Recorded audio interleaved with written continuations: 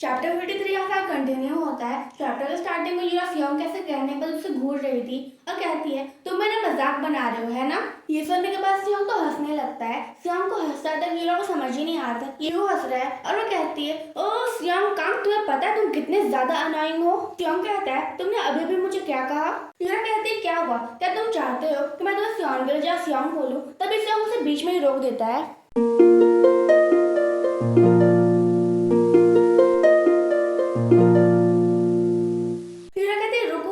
मैंने तुम्हें ये सब सोचकर मेरे घर पे नहीं बुलाया है सच में। सियोंग कहता है मुझे पता है लेकिन मैं तुम्हारे घर में आने के लिए इसलिए मान गया ताकि मैं ये सब कर सकूं।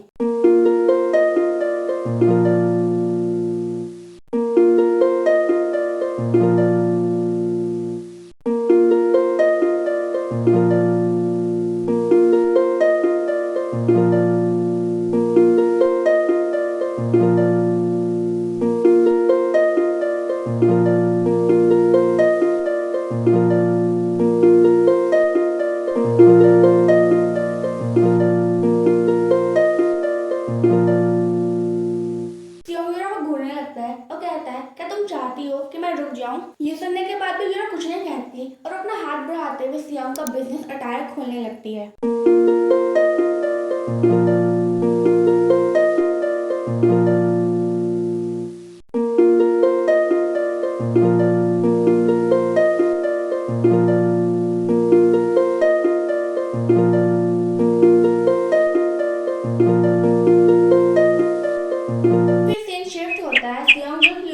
खाना बना रहा था वो घूमता है और देखता है यूरा पहले जाग चुकी है। वो कहता है गुड मॉर्निंग यूरा। यूरा सियोंग को कुछ भी नहीं कहती वो सोचने लगती है ये बिल्कुल सपने के जैसा है। सियोंग कहता है ये रहा तुम्हारा ब्रेकफास्ट, फ्रिज में जो भी रखा हुआ था उसी में से मैंने ये बना दिया। यूरा कहती है वाओ थैंक यू, लेकिन तुम्हारा खाना कहाँ है, तुम क्यों नहीं खा रहे। सियोंग कहता है क्योंकि मुझे शूटिंग के लिए भी जाना है। यूरा कहती है ओह हाँ, और वो सोचने लगती है हाँ बिल्कुल इसे जाना होगा फिर से, और वो थोड़ी सी सैड होकर अपना खाना खाने लगती है। तभी वो देखती है कि उस ट्रे में वहाँ पे एनवेलप भी रखा हुआ है। वो कहती है ये एनवेलप यहाँ पे क्या कर रहा है। सियोंग कहता है ये तुम्हारे बर्थडे का प्रेजेंट है। यूरा कहती है क्या। सियोंग कहता है इसे खोलो। वो नर्वस होते हुए खोलती है तभी वो देखती है कि उस एनवेलप में एरोप्लेन का टिकट है और वो भी इंडियन से बैंकॉक जाने का। सियोंग कहता है चलो हम लोग साथ में एक ट्रिप पर चलते हैं। सीन शूट होता है, हमें एक यार्ड को दिखाया जाता है और उस यार्ड में ओल्ड कपल भी थे। यूरा ने जाकर कहती है एक्सक्यूज मी आपने इसे गिरा दिया था। वो ओल्ड लेडी कहती है थैंक यू सो मच। यूरा कहती है माय प्लेजर, और वो दोनों ओल्ड कपल बातें करने लगते हैं ये कहते हुए कि वो लड़की। फिर यूरा सोचने लगती है मैंने कभी भी नहीं सोचा था कि मैं बैंकॉक आ जाऊंगी।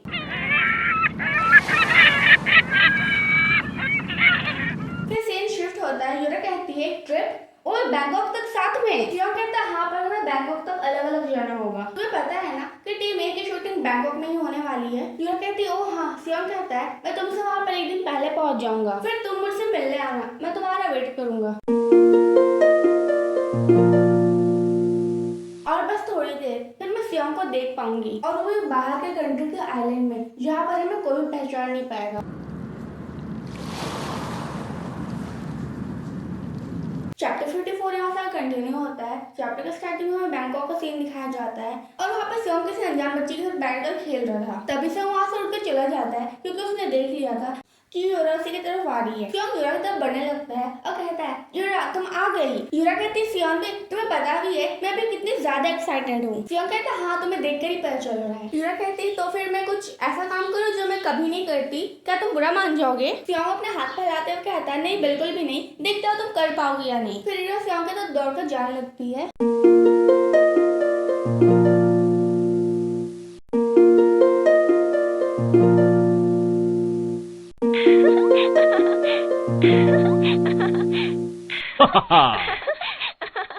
सियोंग को यूरा के साथ खुश देखकर उस बेचारी बच्ची का दिल टूट जाता है और वो रोने भी लगती है। फिर सीन शिफ्ट होता है, यूरा कहती है वाओ उस आसमान को तो देखो वो कितना ज्यादा सुंदर है, मुझे नहीं पता कि सूरज इतनी जल्दी ढलता है। सियोंग कहता है हाँ। यूरा कहती है वैसे वो छोटी लड़की कौन थी जिसके साथ तुम खेल रहे थे, क्या वो तुम्हारी फैन थी। सियोंग कहता है नहीं वो तो बस एक टूरिस्ट थी जो कि घूमने के लिए आई थी, लेकिन उसने मुझे बिल्कुल भी नहीं पहचाना।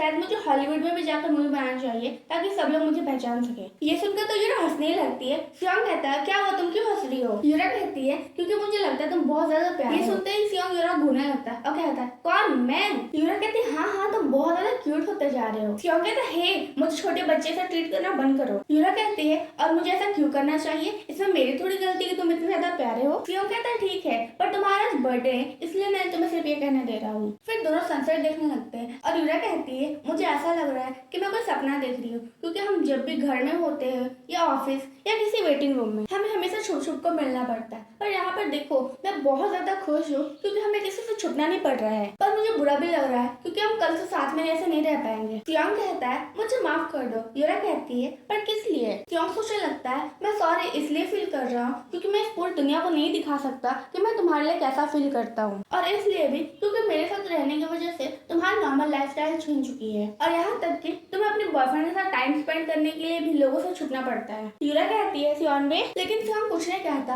और वो सोचता है कि यहाँ तक कि मुझे खुद भी नहीं पता कि मैं ये सब बात को कैसे समझाऊं। फिर वो यूरा से कहता है कि मैं सॉरी इसलिए फील कर रहा हूँ क्योंकि मैं बहुत ज्यादा अमेजिंग हूँ, है ना?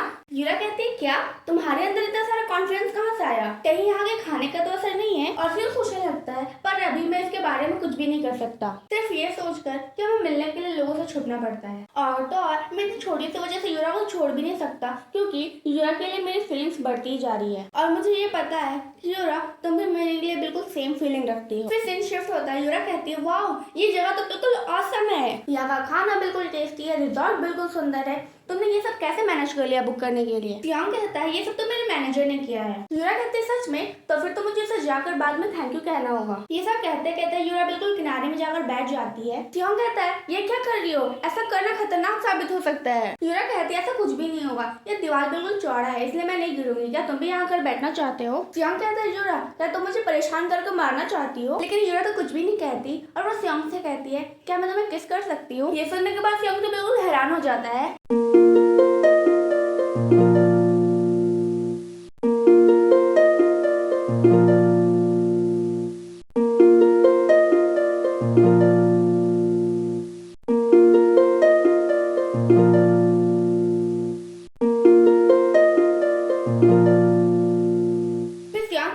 मुझे मानना पड़ेगा ये उतना भी खराब नहीं था। फिर वो यूरा को गोद में उठा लेता है और कहता है और भी कुछ है जिससे हमने पहले कभी ट्राई नहीं किया। चैप्टर 55 ऐसा कंटिन्यू होता है। चैप्टर का स्टार्टिंग में हमें रात का सीन दिखाया जाता है।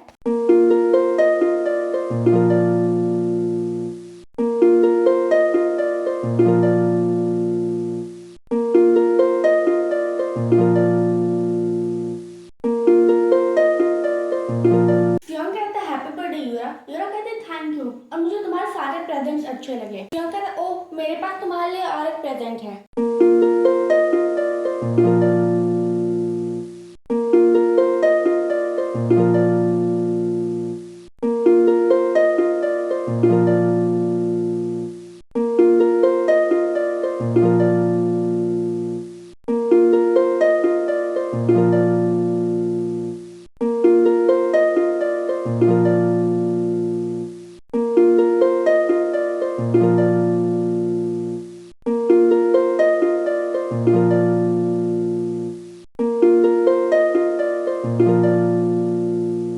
कहता है यूरा तुम बहुत ज्यादा खूबसूरत दिख रही हो।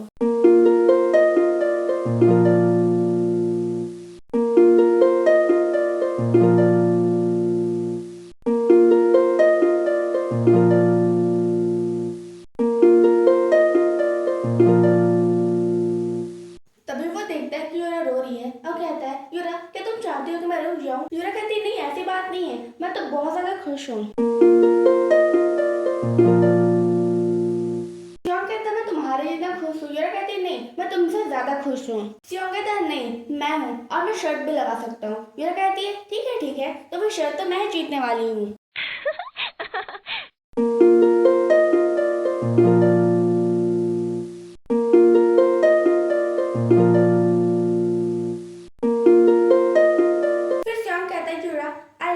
ये सुनने के बाद तो यूरा शॉक हो जाती है और कुछ नहीं कहती बल्कि हंसने लगती है। सियोंग कहता है तुम क्यों हंस रही हो? क्या तुम मुझे कुछ भी बदले में नहीं कहोगी? यूरा कहती है चलो देखते हैं, मैं इसे बचा कर रखना चाहती हूँ। जियोंग कहता है क्या?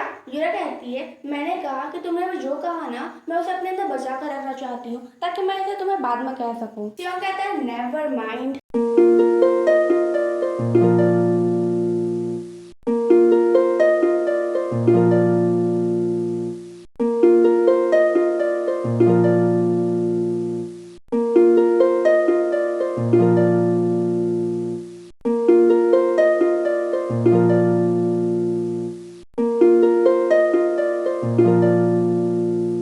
फिर सीन शिफ्ट होता है। यूरा जो कि सो रही थी वो जाग जाती है। जियोंग कहता है क्या तुम जाग गई? जियोंग कहता है वापस से सो जाओ, बाहर अभी भी अंधेरा है। यूरा कहती है और तुम्हारे बारे में क्या? तुम क्यों नहीं सो रहे हो? तुम्हें तो सुबह जाकर शूट में भी जाना है ना? जियोंग कहता है मुझे पता ही नहीं चला कैसे टाइम बीत गया तुम्हें सोते हुए देखते देखते। यूरा कहती है झूठे। जियोंग बोलता है मैं नहीं हूँ, चलो अपनी आंखें बंद करो और सो जाओ। यूरा कहती है नहीं, मैं हमारा टाइम ऐसे वेस्ट नहीं करना चाहती सोकर, और प्लस मैं तो प्लेन में भी सो सकती हूँ ना।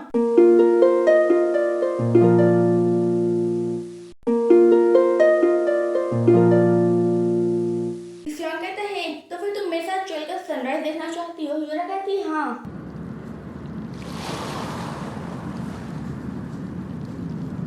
यूरा कहती है वाह आज का व्यू तो कल वाले व्यू से भी अलग है। जियोंग कहता है हाँ। यूरा सोचने लगती है हम ऐसे चल रहे हैं, मुझे टाइम की जब शूटिंग हो रही थी तब की याद आ रही है। उस वक्त तो मुझे बहुत खराब खराब ख्याल आ रहे थे, ये सोचकर कि मैं और जियोंग कभी दूसरे से नहीं मिल पाएंगे, पर अब देखो हम एक कपल है। मुझे तो विश्वास ही नहीं हो रहा है कि ये सब कुछ सच है। लेकिन जियोंग तो यूरा को घूर रहा था और वो कहता है मैं तुमसे क्वेश्चन पूछ सकता हूँ? यूरा कहती है क्या? जियोंग कहता है क्या तुम चाहती हो कि हम अपना रिलेशनशिप पब्लिक कर दे? ये सुनने के बाद यूरा शॉक हो जाती है और वो जियोंग को घूरने लगती है। वो थोड़ी देर कुछ सोचने के बाद कहती है अगर मैं तुम्हें सच बोलूं तो पहले मैं इसके खिलाफ थी, पर अब मुझे पता ही नहीं है। मुझे लगता है कि अगर हम ऐसा करते हैं तो लोग मुझे जियोंग की गर्लफ्रेंड के नाम से जानेंगे, ना कि एक्ट्रेस यूरा हवांग के नाम से, और मैं परेशान भी हूँ कि ऐसा करने से तुम्हें कोई प्रॉब्लम ना हो। इसलिए मैंने ये सब सोचना बंद कर दिया था जब तक मैं एक प्रॉपर सक्सेसफुल एक्ट्रेस ना बन जाऊँ। मुझे लगता है मैं बहुत ज्यादा लालची हूँ, मैं तुम्हें और भी ज्यादा वेट करवा रही हूँ, पर मुझे अच्छे से पता है कि ये कोई आसान टॉपिक नहीं है जिसे हम आसान से डिसाइड कर ले, और मैं ऐसे खुश हूँ जिस तरह सभी हम हैं, इससे तुम परेशान मत हो। तुम कुछ कह क्यों नहीं रहे हो? मैंने कहा ना मैं ठीक हूँ। जियोंग कहता है ठीक है तो फिर हम थोड़े दिन और वेट कर लेते हैं, जब तक कि वो दिन नहीं आ जाता कि लोग मुझे जियोंग कांग के नाम से नहीं बल्कि एक्ट्रेस यूरा हवांग के बॉयफ्रेंड के नाम से जाने लगेंगे। यूरा कहती है तुम्हें क्या लगता है ऐसा दिन कभी आएगा भी? जियोंग कहता है ऑफ कोर्स मुझे ऐसा लगता है और वो बहुत जल्द ऐसा होगा क्योंकि तुम बहुत ज्यादा अमेजिंग एक्ट्रेस हो यूरा।